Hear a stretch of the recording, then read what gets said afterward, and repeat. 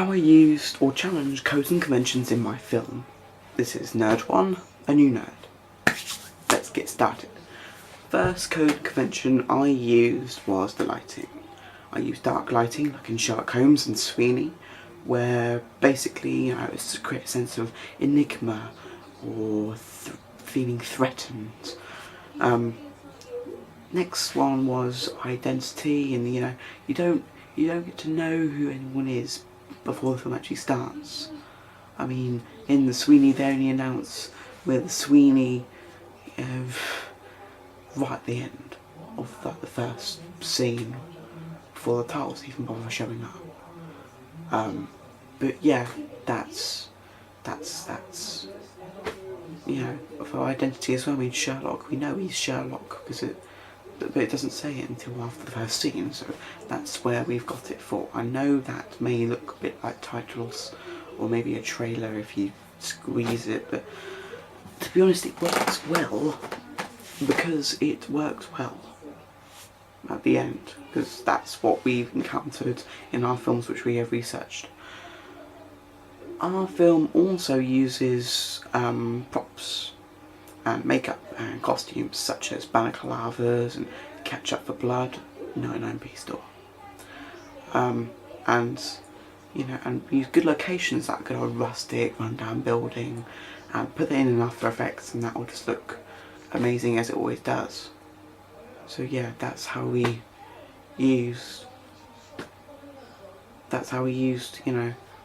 codes and conventions from crime films. Crime films often use enigma codes, so that you don't know who that person is, you don't know who these people are, the person's beating up the other two, going for punches, you like a bit of action violence in a crime film, but that still doesn't reiterate what that is. The enigma code is basically you want to find out more about it, you want to find out who they actually really are, and what happens next. That's what you sort of gritty and everything, and also some of the sounds as well. I mean, the music, the tangible, awesome music which you hear to your ears, not your eyes, with your ears. If you close your eyes, you just hear the music, you hear every punch, every footstep.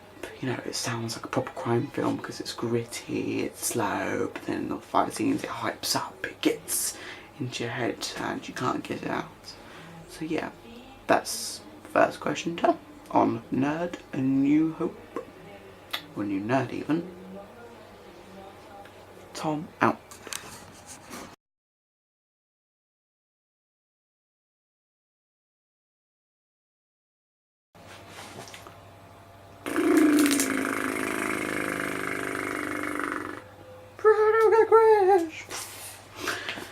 This is Nerd 4. That was weird.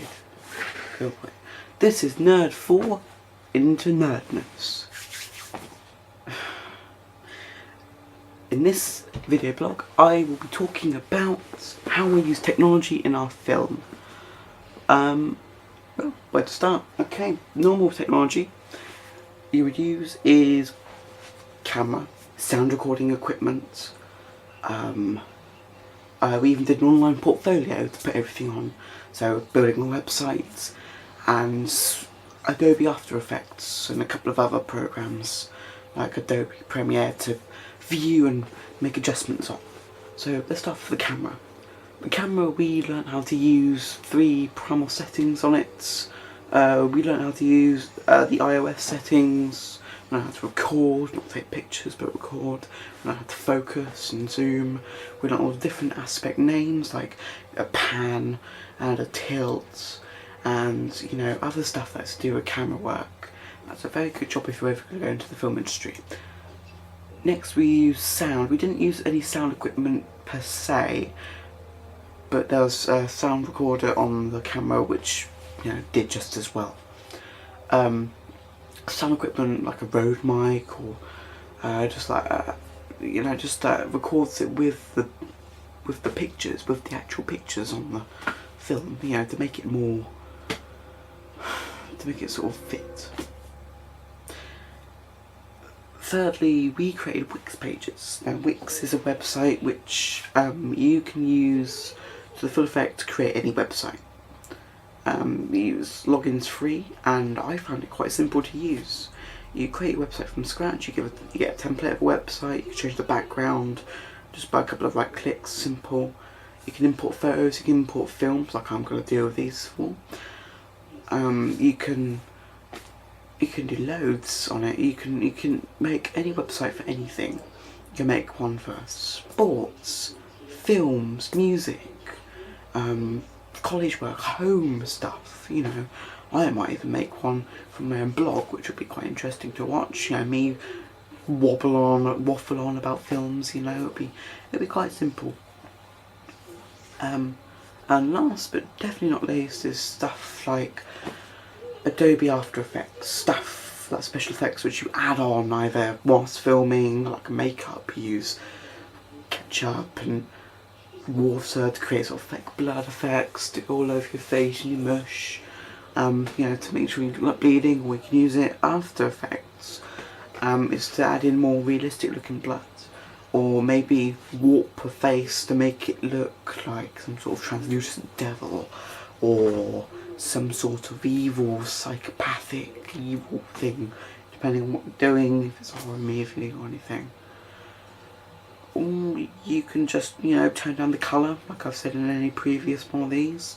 It's very simple to do, and I've had fun trying out every different possibility. I was fully adept with cutting down film to make it fit into the criteria needed. I already knew how to do that. My friend who I was working with making the film, I had to teach him a couple of things about Adobe Premiere, which is the thing we were using to make the films on and put them on and do like tweaking to them. And yeah, it was fun.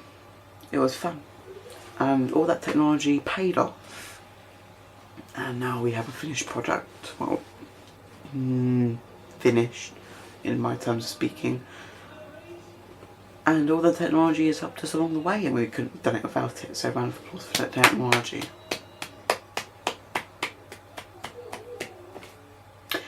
This has been Nerdfall Into Darkness. I am Tom Dale, signing off.